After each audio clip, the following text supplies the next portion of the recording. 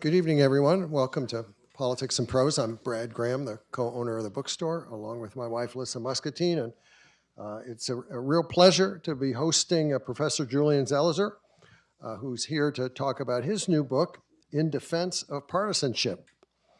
Julian's an historian at Princeton who specializes in U.S. political history. He's authored or co-authored a dozen previous books on the subject and edited or co-edited a number of other works, and he appears frequently as an analyst or contributor or commentator on CNN, NPR, and elsewhere. His latest book is part of a series from Columbia Global Reports, and if you're not familiar with this series, I urge you to get to know it.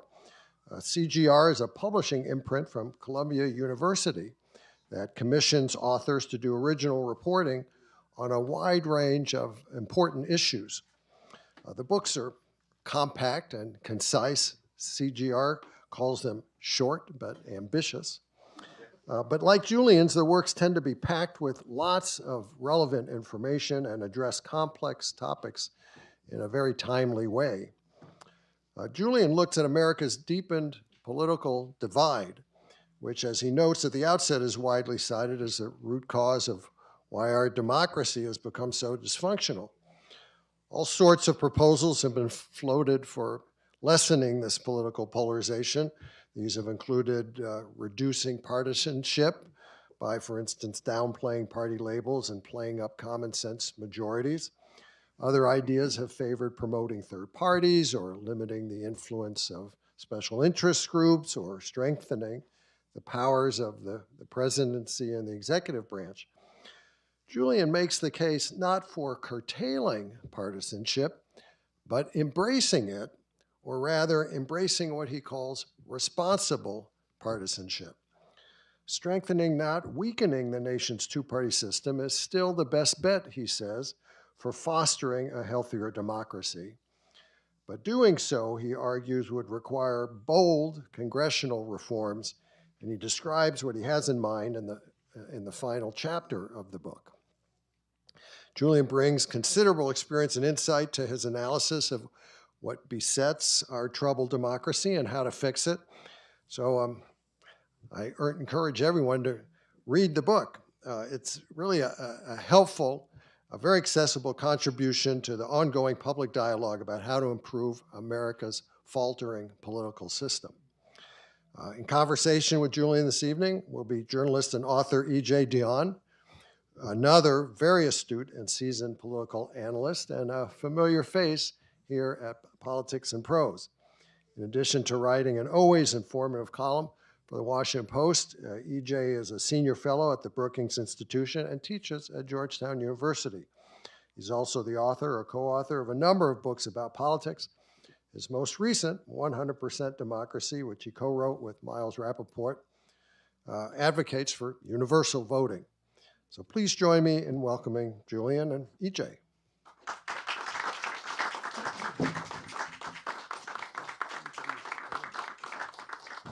Well, thank you so much, Brad. Let me climb up on this chair. It's easier for Julian to get up than for me.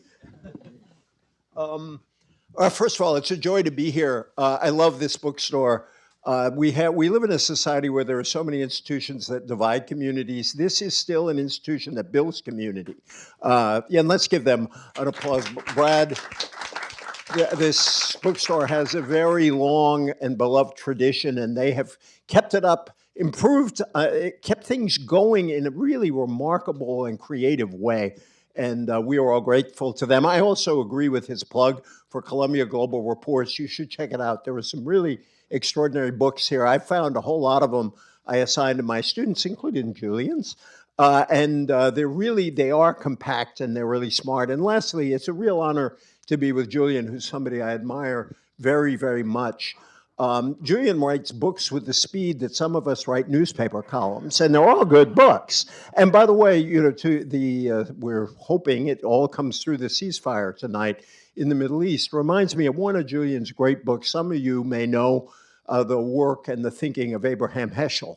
And just to give you the range of what Julian can write, he wrote a spectacular biography of Abraham Heschel. And if you have never run into that, I really commend it to you. I don't know if there's a copy here, but I'm sure you can find it somewhere. This is a great book, and I want to start by asking Julian two related questions. You'll see why they're related. On the one hand, talk about this distinction you make between hyper-partisanship and responsible partisanship, because I love this book because I agree with its premise that you can't have a democracy without parties, and that partisanship is not inherently a bad thing, but a good thing properly conceived. But the other great thing about this book is everybody loves James Madison, right? Not so much Julian Zelizer. Julian Zelizer has a really interesting critique of James Madison. I wish you were here tonight to reply. I'd love to see an argument between Madison and Zelizer. But talk about these two sort of, the core idea of the book, why you want to defend partisanship but make this distinction, and talk a little bit about your argument with Madison. Thank you. All right. Thanks for the kind words and for having me here. This is my favorite bookstore always to come to, and it's a great institution in Washington and for politics. I just want to echo that. It's very, very important to the intellectual life of the city. And both are good questions. And so the idea of responsible partisanship actually stems from something I read decades ago, which was a study from the American Political Science Association in 1950 on responsible partisanship and parties. And then in the 50s and 60s, the enemy or the focus of reform was bipartisanship. And the idea is bipartisanship watered everything down. It created these alliances, conservative Southerners and Northern and Midwestern Republicans who didn't allow progress on civil rights, on health care. And so responsible partisanship then meant parties where the leadership was responsive and thought about the majority of the party rather than fiefdoms of Southerners in the case of the Democratic Party. And how do you strengthen the party so that they stood for something, they had an agenda, and they made sure everyone went about it? My vision is different in this day and age. I think it's changed. My idea of responsible partisanship are strong parties who fight it out, who keep members in line, but adhere to guardrails, that there are limitations on what you will do, what processes are legitimate game in partisan fighting, and even to some extent what you can or can't say, and that you think, even in a partisan fight, about the obligations of governance, about the obligations of keeping the institutions of democracy healthy. And I think a lot of what we focus on is really a hyper-partisanship that I argue has stemmed from Republican politics in the last few decades, where those guardrails have been abandoned. And you've created a very unstable and dangerous system, but it's not about partisanship. It's about this particular kind and style that culminated I think, in the Trump presidency. James Madison, from the founding, was in many ways wrong, meaning he had a strong distaste for faction. He feared very much what faction would do and what one dominant faction would do to the country, and was part of a generation that tried to design a constitutional system which would frustrate the development of what we call parties. And he was wrong in that those parties formed almost instantly. The divisions in the country were there. We didn't agree on a lot of stuff. And this became the mechanism not only through which we express those divisions in our political system, but also they became a way in which this very fragmented, disjointed government with layers and different sources of power would have some thing that communicated across of that. And so I think in spirit, James Madison is making a noble argument, and George Washington echoed some of that, but it doesn't reflect what we have been as a country, nor does it reflect where we are today. Yeah, just one quick thing on Madison. I always thought one of the great ironies of Madison is that he actually was responsible for creating the parties that he opposed, that the first big fight in the country was between between Madison and Jefferson on the one side and Hamilton on the other, about the role of the federal government. Talk about that fight. Within sort of 4 years of signing the Constitution, we were having this fight over the power of the federal government, having a central, a national bank. The two writers of this document disagreed about what it said. Just talk a bit about that. I think I was just on the Brian Lehrer show talking about the Reagan's inauguration speech in 1981, where he talks about government, and Brian said, it sounds like we've been having basically the same argument from the founding about the role of government. And I think what you're kind of hinting at is exactly that. There was a fundamental divide very early on. It is part of even the constitutional conversation, and it's an unending debate. And that's part of why they quickly broke apart. There was no consensus on this, and there still isn't. Another figure, this book is both a political history, and I want you to talk about why the reformers wanted a more party-oriented system, but also it's an intellectual history about the argument we have had as a country, going back to the beginning, about partisanship. You do a lot with Woodrow Wilson. Woodrow Wilson, as his ideas in his first book, which, as you say, really seized the country at the time it came out, when he was a professor, long before he was president. You are also, by the way, very candid about where Wilson's views were on race, and connect some of that. But talk about congressional government and why that was such a revolutionary, I think it's fair, in an intellectual sense, a revolutionary book at the time. Yeah, you have two phenomena. One is after the founding, after the debates we talked about, parties form, and the organization of parties is very important in American politics. And we get even more divided in the late 19th century. But then you have another strand, which is an intellectual tradition in this country of defending partisanship and defending the role of strong parties. Wilson is one of the key figures who articulates some of these ideas in the late 19th century, in the 1880s, and he'll continue to argue that in our fragmented system, parties are actually vital. Because otherwise you have a legislative and executive branch that are disconnected, where decisions would not be made. And he talks about industrialization and urbanization. Those are on his mind. And that the government's incapable of handling this unless the parties were more coherent. Initially, his model is parliamentary system, the parliamentary system of England. Gradually, he loses his emphasis on that and thinks of a system where the parties are led by strong presidents. It's a kind of presidentially led party.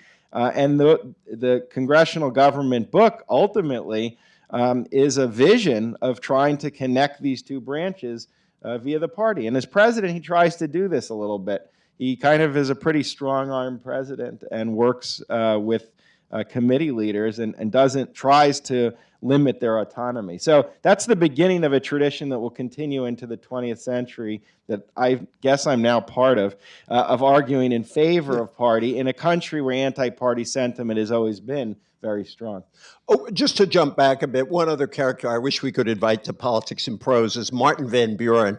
I have always sort of admired Martin Van Buren as a party guy. He built, in a way, he was the first real architect of the political machine, but was also complicated because he rebelled against the very party that he helped build. Was a third-party candidate, free soil candidate. Talk a bit about Van Buren before we, I want to go there and then back to the progressives who were very ambivalent about parties. Yeah, I think of Van Buren more of an organizational person. Meaning if Wilson is an example, the intellectual apparatus behind making an argument for parties, Van Buren actually did it. Even though he eventually breaks, he is the kind of technician and the organizer who puts one of the most formidable, and Mike Kazins here has written about the Democratic Party, most formidable institutions in place. So he's a pivotal figure, and he's a figure breaking away from Madison even more. Not simply do we have factions, but he's really institutionalizing these parties. Yeah, everybody should buy Mike's History of the Democratic Party. There must be some of those lying around. It's my Selling very books recent left and right. book. The progressives are really complicated because you have a stream of progressivism represented by Wilson that's pro-party, but you really have the progressives, parts of the progressive movement were very anti-party, very anti-machine, very mistrustful of immigrant voters because immigrant voters voted for the machine. Talk about these ambiguities in the progressive tradition, both in general about new groups in the country, but also about political parties, because a lot of their reforms weakened political parties. Absolutely. So parties are becoming stronger in the late 19th century. Partisanship itself, if you look at roll call voting, is very intense on Capitol Hill.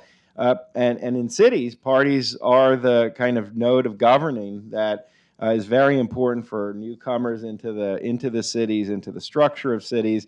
But progressives really didn't like the party. They are an example of strong anti-party sentiment. And they put into place measures that try to weaken the hold of parties. So one example is the Australian ballot, and part of why you do that is so that parties can't look over your shoulder. And the Australia ballot is the secret ballot. Right. Yeah. So, like, you can't see, oh, you're voting for Zelizer, and I'm Zelizer, so that's good. And if you didn't have that book, I'd say, your taxes are about to go up. So a lot of progressive era reforms are trying to empower experts and really promote the idea of nonpartisan decision-making that is above the electorate rather than responding to the electorate.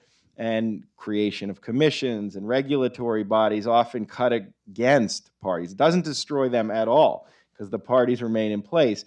But there's all these layers of reform in the progressive era, which last through this day, that weaken some of what parties are able to do. Civil service reforms, obviously another big one, where parties lose a big hold on what they depended on. So one of the things that I think is very enlightening to people is there's so much nostalgia. To me, is almost always dangerous because we only remember the nice parts of the past and we forget the parts that weren't so good. And I think your discussion of the 50s and the call for strong parties is really helpful because a lot of people say, oh, Republicans and Democrats used to get along so well and there were people crossing lines. A lot of that was a group of right-wing, not conservative, but really right-wing segregationist Democrats from the South who voted with Republicans to really start foiling sort of New Deal politics, really beginning probably with the 38 or 42 elections, and that they had a lot of power in controlling the congressional committees. They could keep stuff from getting to the floor. Early in the Kennedy administration, they broke the power of the Rules Committee. Talk about that period, because I think your discussion here is helpful in kind of fighting against that, the parts of that nostalgia that are, I think, misplaced. Yeah, and that is where some of the thinking for this book emerged. And my first book I wrote was my dissertation on Wilbur Mills, who was one of these figures. And so, did you go and swim around the fountain? I did not swim around the fountain. Good, yeah. Sorry for those who don't remember. Right, but you should look it up. It's an interesting scandal. But that is the era, the 1950s and 60s, when these ideas of stronger parties are having a renewed standing in kind of newspapers and among intellectuals who write about politics. And part of it was this coalition on Capitol Hill that does take form after the 38 midterms when FDR unsuccessfully tries to purge conservatives from the party. And it's a coalition. Describing it as conservative, I think, is mild. You're talking about people like Jim Eastland of Mississippi, who are fierce, racist opponents of anything that even sounds like the word civil rights. And they have this coalition that maintains its power through the seniority system, through the committee system, where committee leaders had lots of autonomy because of norms, because of the rules of the House and Senate from any kind of party leadership. And for many liberals of that era, bipartisanship was the problem. And for civil rights organizations, the only way to make progress was going to be to break this coalition's power, ultimately, and to take away some of the mechanisms that they used, from the filibuster to the House Rules Committee, to make sure that party leaders couldn't move on civil rights, even a president like Lyndon Johnson or John F. Kennedy, if they finally decided to do so. And so this is the political context when you have this next generation, the political scientists, politicians like Senator Joseph Clark of Pennsylvania, who start to argue we need more stronger and more centralized party leadership in this country. Otherwise, Congress will basically be a bastion of obstruction. I was scrolling through the book looking for that great quote from Richard Bolling, a very interesting figure in your history, where it was something like, it's better than this, but they are either mafia dons or numbskulls, sometimes both. Yeah. Describing the committee leaders of the period. That's a paraphrase, but it's very close to that. So you did have in the 60s the beginning of this rebellion. And so in a way, take us through the story, the role of the Democratic Study Group, which is really, I think, an important development in democratic politics in the House. It was sort of the liberals in the House getting together and saying, this party doesn't work as a coalition of segregationists and Northern liberals, through to the Watergate babies of the elected in 1974, where there are sort of phases of political reform that are kind of moving in the direction of stronger parties. Yeah, so in addition to the people who wrote about the need for more stronger partisanship, you had politicians actually trying to do it. As I mentioned Senator Clark, he was one of them. But you had this group, the Democratic Study Group, which is a caucus of Northern liberals in the House. It forms in 1959. And in the 60s, they're a really important force. They're very organized. They distribute information to members so you know what tricks are the Southerners going to play. They try to build a case for weakening the power of Southerners, who they argued really didn't reflect where the Democratic Party was, even though they were the ones calling the shots. And they become very important when Johnson is president, as he's pushing for a lot of the civil rights and Great Society legislation, because they're organizing the votes, they're working with the leadership and putting pressure on the leadership and outflanking the Southerners. And they have complements in the Senate like Hubert Humphrey, who's doing a lot of the similar kind of work without the same organizational apparatus. And they are very relevant in that they embody this move toward trying to make a more robust Democratic Party that they argue would stand for something, that would stand for a kind of a bigger vision of the country. And then in the 70s, this all culminates with a really important decade that, I mean, I like to write about it. I don't think many people follow it. But it's a really vibrant era of reform in American politics, a little like the progressive era. It's one of these unusual moments where we care about how government works, not just what it does. And part of the reforms of that era try to do what we're talking about. They try to really undercut the power of these committee leaders and make the parties a much more effective force. One of the things they do in January of 1975, the Watergate babies and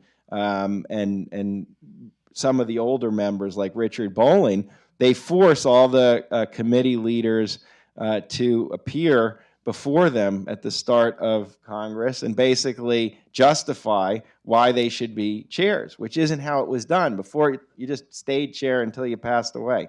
And they actually depose 3 of the chairs, including a liberal, Wright Patman, who they decide is no longer reflective of what they want to do. And they'll also depose Wilbur Mills. His story's a little different because he helps them by jumping into the title, or his partner at the moment jumped into the title basin. It's actually a very important political story because Mills in the Ways and Means Committee was probably the most powerful committee leader at the time and controlled all committee assignments. And because of the scandal, these reformers, the Watergate babies and others, actually find the political space to take him out. And in the 70s, the reforms just open up the system and create the kind of parties that we would have through the 1990s that are pretty strong and really agenda setting and shaping the contours of congressional politics. I found the Bowling quote, which I just want to share. He said, he was talking about the seniority system, and he said, for a Democrat to become a chairman, he need only live long enough and get reelected often enough to outdistance his colleagues. Eventually, he'll make it, although he may have the morals of a mafia capo or the mind of a moron or both. Richard Bowling. But Richard Bowling. Now, let me try to be a Fox News host here. I'd love to do that for one day, just although I don't think they'd have me. To be Secretary of Defense. Yeah, well, God help us. Yeah, now that's a case of irresponsible partisanship, but somebody can raise that. You get to Newt Gingrich, and so if I'm my Fox News host, I'm going to say, hey, you liberals really like this centralization of congressional power and giving the leadership the capacity to push a program through. And then Newt Gingrich comes along and really pushes that very hard. Why is what Gingrich did so different from what all these reformers wanted to do? End of my Fox News imitation. So the first part's interesting. I mean, the assumption by reformers was that a stronger party system, a more open political system, a more centralized system would favor liberalism. But it's really conservatives who capitalize on it. And Gingrich is one of the people who sees how effective this is going to be. Initially, the story is one of disappointment, but then the story turns into a partisanship that I think the 70s and 80s reformers didn't imagine. I kind of see a trajectory from Gingrich to the Tea Party to the MAGA era Republicans. And what's different about it, and it sounds a little amorphous, but I think if you're in politics, it isn't, that the partisanship of the 70s and 80s that was unfolding could often be very difficult. It often was very contentious, but there were limits on what the leadership was going to do or not do. There was a sense of procedure that had to be left off the table. So one example is, in the 70s and 80s, the idea of using the debt ceiling, which essentially allows the government to pay for what Congress has agreed to pay for, with the consequence of not doing it, sending us all into default, that wasn't a tool that you would use all the time as a way to kind of score points and achieve what you want. That has changed dramatically from Gingrich through today, especially with the Tea Party, using the normal budget process, not for an occasional fight, but essentially holding it hostage every year to the point of total dysfunction. That's a different kind of partisanship than they were talking about in the 70s and the 1980s. And finally, and most recently, even thinking about using the entire electoral system as legitimate in terms of political warfare. That's all a series of examples of what happens when guardrails fail away. And Gingrich, when I wrote about him and I talk about him in this book, he was very intentional on some of this. He was writing to his colleagues, forget about civility and bipartisanship. That's not going to get us what we need. And I think his vision went even further than he imagined. I mean, I think we're in a whole other space at this point, but that's what hyper-partisanship is. And I always think of a trifecta in American politics of partisanship, governing, and kind of maintaining our institutions. And I feel like we were in a period through the 1990s when the leadership of the parties understood that all of those were things they had to do. So when Joe McCarthy comes around in the 50s, ultimately he does not become a leader of the party. That's not the leadership of the party. And ultimately he loses power. Now you become the leader of the party. And that's a story of Republican politics that has fused with the partisanship, and I believe has created kind of immense problems that need to be dealt with. But it's not partisanship itself. It's this particular vision. One other thing that you stressed, and I agree with, that's important is, alongside these developments in Washington, you had sort of two things going on. One is the sorting of the parties in the electorate, where it wasn't just the leadership that was becoming more partisan, it was all of us. and the people sorted themselves where their party identities matched many of the other parts of their identities, and the parties became more coherent ideologically.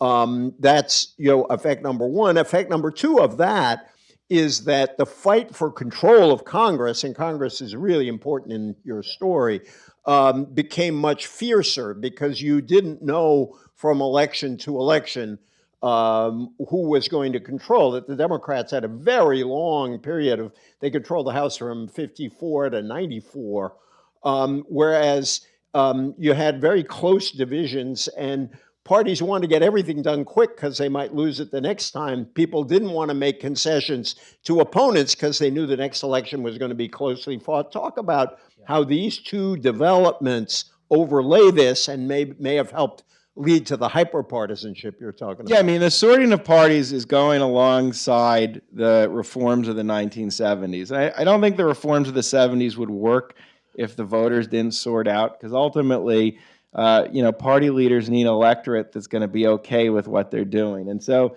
the convergence of those two was important. But then the next stage, the two things that happen is, one, a different philosophy from a lot of Republicans that intensifies over time along the lines of what we were talking about. And then I draw on the work of Francis Lee, who is a colleague of mine, wrote this really good book that part of what we've seen since '94 is insecure majorities, that once Republicans kind of broke the Democratic stronghold on the House and the Senate, which had been democratically controlled for most of the time since the 1930s, with a few short exceptions, you have this unstable period.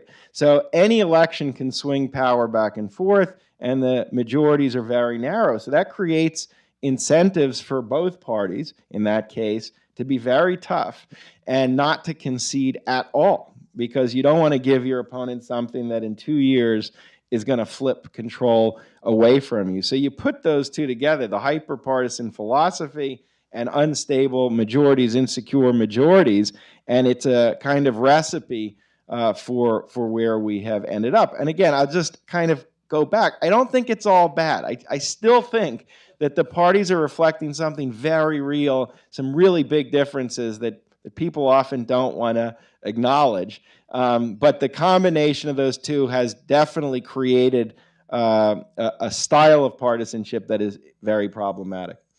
Now, I want to go to this learned audience and to have folks ask questions. There's a mic over there. Hello, but before I do, I have a couple more, and then I want to go. Okay. A lot of books like this say things are messed up and we need to fix them, but don't offer any solutions. I went through and counted at least 17 proposals of various kinds, and I may have undercounted. It depends on how you count. I won't ask you to go through all 17 of them. It's like asking God, what are the two most important commandments? But what would you say there's an old joke about that, but what would you say about, taking the range of reform proposals? Talk about the ones you think are really critical to making partisanship responsible again. Let me just say, this was the hardest part of the book for me, because it's not what I usually do, but my editor, Nick Lemon, who edits the series, said, you're going to do that, you have to do that. And so it was a different kind of exercise for me. I am one of the people who said things are messed up and leave it to someone else to write the other book, like you or a journalist. But I guess I focused, some of the reforms I talk about this is about Congress, it's kind of my focus, are very specific procedural changes that would take away some of the most destructive weapons that are being used right now. And so one example of that is the debt ceiling. And the more I read, I'm just persuaded that something that isn't in the Constitution, that something that does not necessarily serve the best purpose of the country, is now a really, not just destructive, but pretty dangerous weapon that is out there. And we're seeing it play out again and again and again. And so one reform, which is concrete, is kind of efforts to either just eliminate it altogether, which can be done, or reforms that would really diminish the ability of a party to use that, which we had Which I, for a while. by the way, didn't realize Gephardt until rule. I read your book that Dick Gephardt got rid of it for a while. There was No, and then Gingrich, that's one of the first things actually he gets rid of, so then he can use this as a threat. So that's one procedural.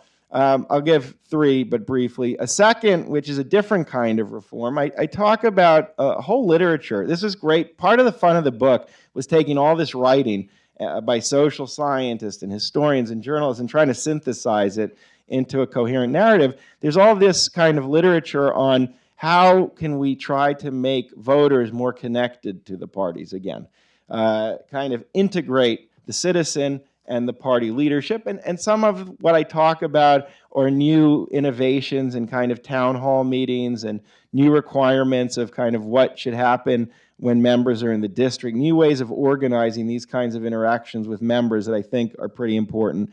And another reform, the third I'll mention, is the most amorphous, but the older I get, the more I realize these are really important. And I talk about normative leadership. And what I mean is, when we talk about leadership, we talk always about transformative leaders who have big visions of new policies and new ideas, FDR, Reagan types. We talk about transactional leadership, people who are great at making deals, maybe a Clinton or maybe even a H.W. Bush, whatever, who kind of think of negotiation. And I think we're in an era now where we actually need leaders who emphasize the norms again, who emphasize these issues of containing our worst demons and reestablishing parameters to politics. And I do talk about President Biden having some of this during his term. I talk about Cheney, Liz Cheney, who kind of demonstrates some of this. But I actually think it's going to be important whether or not this emerges, because part of the lesson of the first Trump term is how important these informal norms of leadership actually become in a system that can quickly be exploited. So those are three of the whatever 17 that I tried to lay out. Last question I'll ask. Okay. Thank you. First of all, I also very much, I'm glad in the book you raise this issue. Danielle Allen has written about this too, of we need to increase the size of the House of Representatives. Now, I know everybody's skeptical, create more politicians, they say, but when you look at what the size of a district before and what it is now, it's no wonder the voters don't know who their representative is, don't feel he or she is responsive, because these districts are so much bigger than the founders ever imagined them to be, than, say, constituencies are in Britain is a good example, where they're so much smaller, so your MP. But money reforms, there's some interesting, we were talking about this before. On the one hand, you have a lot of let's get a handle on the power of big money in politics reforms. But there's an ambiguity, because you also talk about wanting money to build parties, but we've seen how some of those provisions, money to build parties, have been abused and just became a spigot for more big money in politics. How do you just talk about that and then come on in? Yeah, I mean, look, I do think money is important in building strong parties.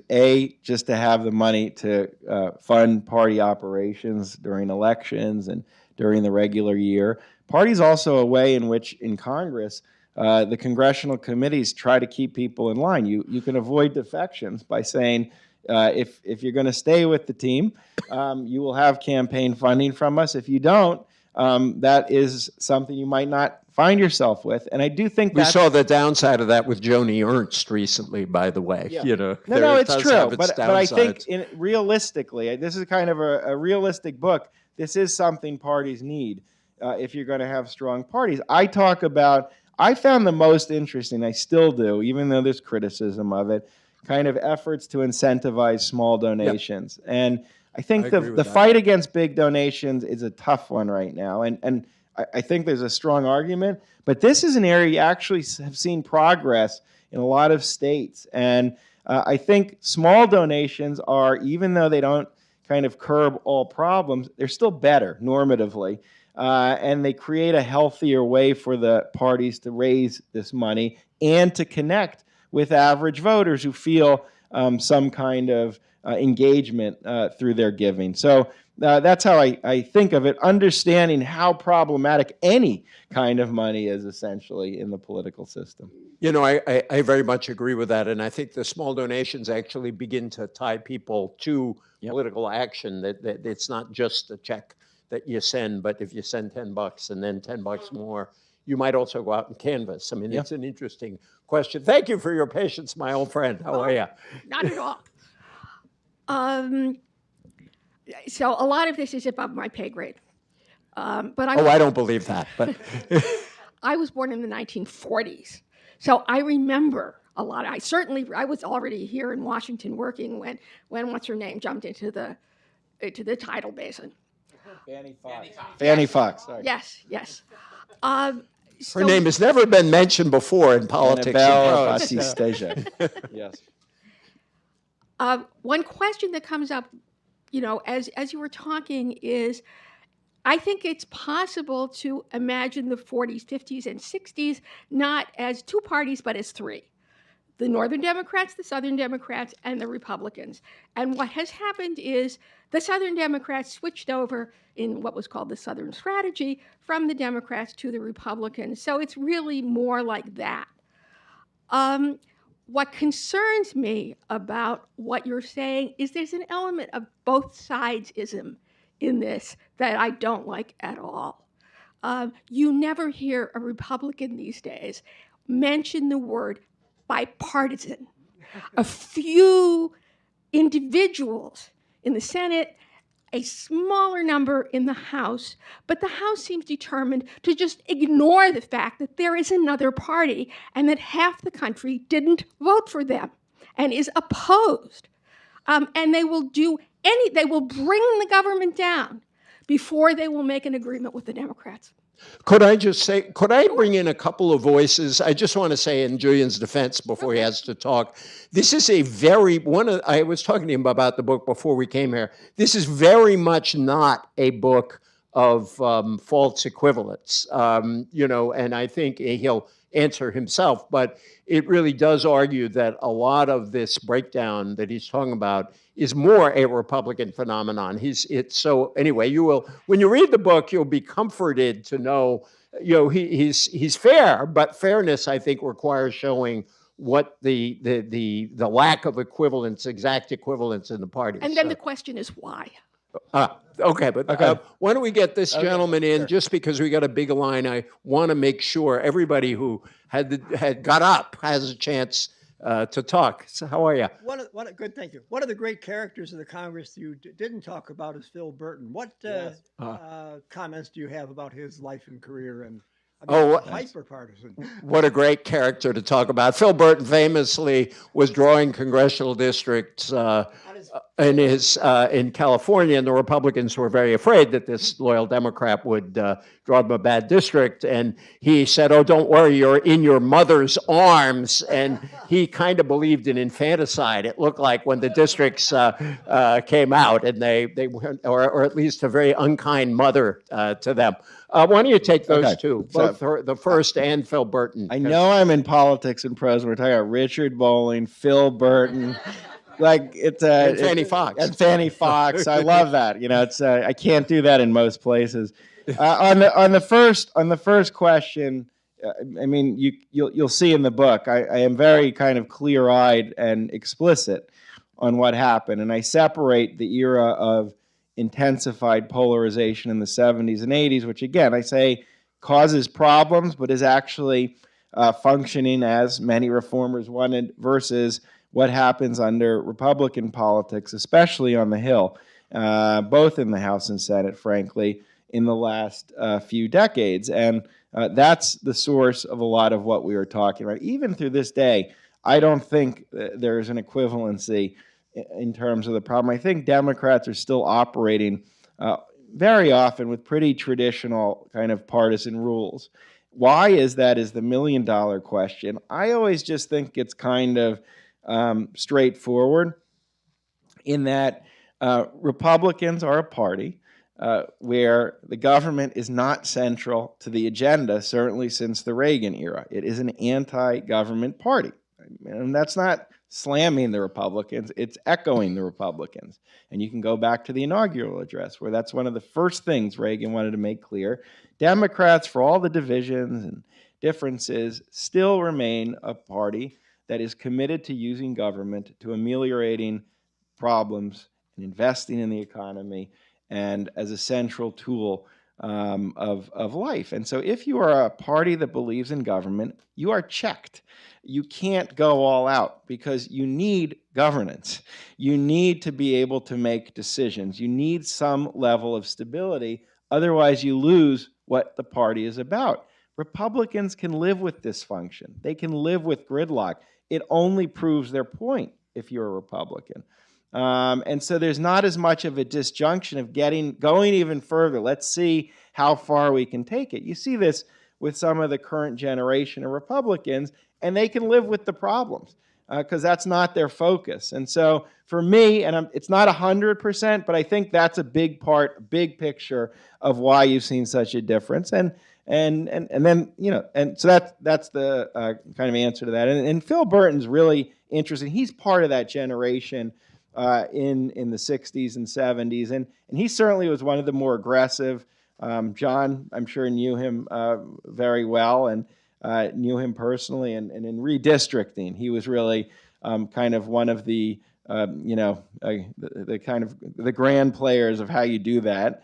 But overall, he still, I think, I mean, he was part of that generation that understood what the fragmented Democratic Party had done, not just to the Democrats, but to the country. I think they saw that connection. Burton saw that connection very clearly in his fierce fight against the Southerners, which was incredibly tough, and his willingness to be tough to create a more coherent party, which he is part of in the 70s and 80s as there's more of a convergence between the leadership and the rest of the party, is for the vision that we were talking about. I do believe he had that so that the government would address some of these very trenchant social problems that had been left to the side, other than in a few big moments of legislative productivity, which were often the result, by the way, of strong parties. Like, aside, and Burton saw this, 64 and 65, the high point of liberalism. It's not simply, you hear all the time, oh, Everett Dirksen agreed to everything, and that was the reason. That's not what happened. I mean, you had a landslide election, which left Republicans so defensive after 64 because of Goldwater and what he represented. It left Southern Democrats realizing, like my friend Wilbur Mills, that if they didn't go along with things like Medicare, they were going to get rolled because people like Burton, people like Bolling, all the younger members were not going to stand for it anymore. So it was actually a moment of really strong liberal Democratic partisan organization in 65 that I believe is the engine of the Great Society. And it's not a surprise. One of the first things Johnson does privately is support efforts by Bolling, by the Democratic Study Group privately, to really squeeze the Southern Democrats through reforms, including stripping 2 Mississippians of their power and making it crystal clear that if they don't go along with the party anymore, they're done. And so I think that's kind of the mindset that helps explain a Burton. And I still put him not in the mode of current partisanship, but just a very tough, hard-nosed partisan, but with a purpose and also still operating within the boundaries of responsibility. But another great thing about Politics and Prose, half the people in the audience have written some of the books on the shelf. No, right. John's great. book, which is cited in this book, is on the class of 74, is a really important piece of this history that we're talking about tonight. Good to see you, John. Let's bring in, how many people are in line? Just three. Why don't you all come in, and then Julian can evade the hard question, whichever one it is. But go ahead. Don't think this will be one of your hard ones, but your comments on the debt ceiling made me wonder what other hyper-partisan bludgeons there might be out there, either currently or sort of threatened or you can see on the horizon. And in that regard, what do you have to say about the nuclear option? Well, I do talk about, you want to take Yeah, why don't we take them all? But that's a great question. Please. How are you doing? So I think what you're saying is that a really strong and well-organized party gives the engine to a really good idea to take shape, and a really good idea needs something like that strong party to evolve and to be effectuated. But then you have these periods when there's some ossification, and this party just exists without ideas, or sometimes the party is just a vehicle for money.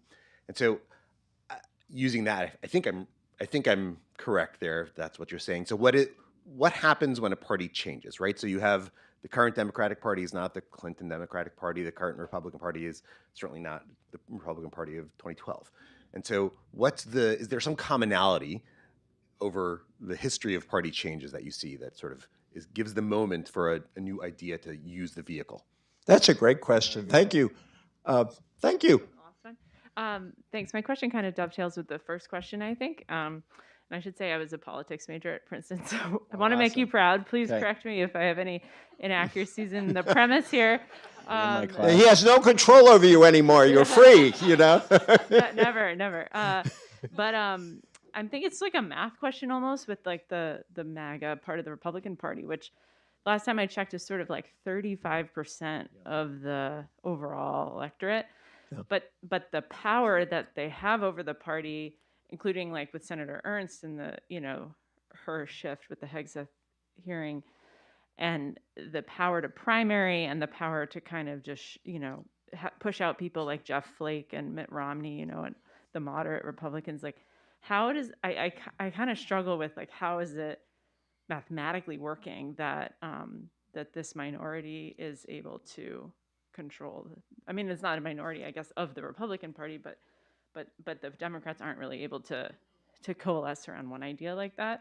So I was very curious what you think. Okay, thank you. Thanks for all of them, and let me see how my kind of memory game works with all the questions. On the first one, I talk about other reforms of already mechanisms that are used, one which I'm sure will be controversial. It always is, but it will be at this point. I am a proponent of filibuster reform, and I think the filibuster has not been a tool of compromise and bringing parties together. I just don't think that's how it's worked. I think it's actually become a kind of tool of incessant, bludgeoning or obstruction, and the minority party has just perpetually used this, not just on big issues anymore, as it used to be, but on all issues.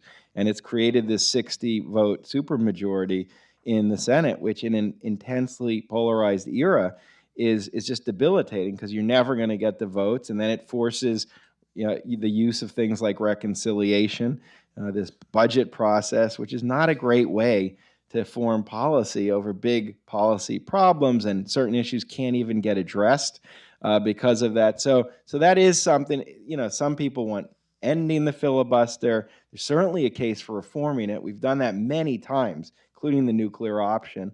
Back in 1975, we already lowered the threshold to end it, and that's another very reasonable reform to make it a little easier. So that's another. In terms of what's coming, that I can't predict. I wouldn't have predicted, even in the kind of 90s when I was here at Brookings, and I was at Brookings actually when you were there, that the debt ceiling, even in the budget battle, that would be a lot. That's part of the nature of hyperpartisanship. It takes things you don't even imagine to be weaponized, and they weaponize it. But I think we have enough examples where you could see bad scenarios. Look, the most recent, again, was the election. And we're speaking kind of days from the inauguration, and 4 years after. It wasn't simply the election, it was how the party coalesced around the idea that is legitimate. The vote for President-elect Trump, at some level, whatever your perspective, discounts that January 6th and everything that's surrounded as a defining problem for a party. And by doing that, that makes the election system fair game. So we've already taken it up a notch. Didn't happen this time, but the fact it happened, it was accepted, and it didn't affect the future of the person. And so that's a big deal. Michael's question, Mike Leifman's question on how parties change is a really good one, and we're obviously seeing that with the GOP. I don't think look, I think it's a kind of boring answer, but I think this is just, it's like a human. It's long-term evolution of a party where, parties often, even in era of great unity within the party, which we still have, the divisions today are not like the divisions of the 50s and 60s. They're not as fundamental in my mind as they were. It's a slow process. Part of it is responding to crises as they emerge. Part of it is a response to mistakes a party makes. Like, I think the Republican Party today is in part a response to the war in Iraq and the Bush administration. And so you get a new generation that kind of moves in a different direction, puts out certain ideas. Part of it is pure strategy. You see opportunities and you try to seize them. And so you have this slow evolution of new voices, younger voices going up. And then you have kind of the next generation going even further. That's the Gingrich Tea Party, MAGA Republican story. And I think just in terms of change, not procedure, you're seeing changes in the Democratic Party as well. Though I still think there's a lot of Clinton in the Democratic Party. I'm not convinced it's all gone at all. So that's my kind of story. Look, there's dramatic things that happen that force a party to reckon with what it is. I think the one other answer on this question is when there are moments of great defeat, and I don't just mean one election. I mean, if you go through a period where 3 or 4 major elections, a party is getting walloped, I do think those are the moments when these new voices find space to say, okay, we're taking over. Because that partisan incentive can be devastating. Because if you're not delivering, then you're done. That's how, this isn't about philosophy. It's about power. So I think those are the two answers. And then on the third, with the kind of the MAGA Republicans seem small and yet they control the party, I don't think the moderate Republicans are a big presence, to be honest. And I don't think they have been for a while. I think they have been diminishing. I think if you're not a MAGA Republican, as we're calling them, the rest of the party is willing to live with you. That's the key. It's not as, do you agree with everything that former Congressman Matt Gaetz believed in? I mean politically. Or Marjorie Taylor Greene. It's, are you willing to not just live with them, but accept them as leaders? And this was always, when I wrote about Gingrich, one of the most interesting parts wasn't simply his ascent to power in the late 80s when he's voted minority whip. It's that Republicans like Susan Collins and others at that time said, okay, we'll go with it because I think he's going to deliver. And so I think in 2025, a lot of the party is not really that frustrated, even if they roll their eyes in front of a TV camera or make some snarky remark. I think they're okay with where the Republicans are right now. This election just proved it. And so if there is a vision that it's a small kind of part of the party, I just don't think that kind of plays out anymore in practice. And then secondly, the Freedom Caucus, which was the first iteration in 2011, and I think to some extent, the MAGA Republicans are very organized, and they do think, it reminds me of the Southern Democrats. I remember one of the members of the Freedom Caucus told me at a small dinner, how they had, this was back in, I don't know, maybe 2015 or 16 or something, I don't remember the year, how they had developed an app pretty early on where one of the leaders of the caucus, I won't say who it was, within seconds could reach every single member and say yes or no. And you were given, I think the rule is, this is not exactly right, so I don't remember the details, you were given like 2 no's. And after that, you were no longer going to get support from them. And you had to answer instantly. And I think that has been true through today. It also extends to funding primary fights and threatening So there is also an organizational dimension. But I don't think the party is as torn apart about where it has moved. And for me, I watch the election results and I say, there we are. This is, whether you like it or don't like it, this is the modern Republican Party. And I think Democrats should be pretty clear-eyed and Republicans should be clear-eyed about what the party is. And with that, we could have a whole conversation about the decay of the decay in the standing of all institutions, and the parties suffer from that, and also the decline in a lot of kind of civic organizations. We forget that the party should be viewed as part of the country's civic life, but it's not viewed that way. But I commend this book to you. I think you will find it, this audience especially, but also people watching out there. This is a really powerful book, both about ideas and about how you don't have to like hyper-partisanship to believe that parties are essential to a functioning democracy. And I think you make a great case. And I thank you for this book. And thank you for these great questions. Thank you. Thank you, everyone. Appreciate it.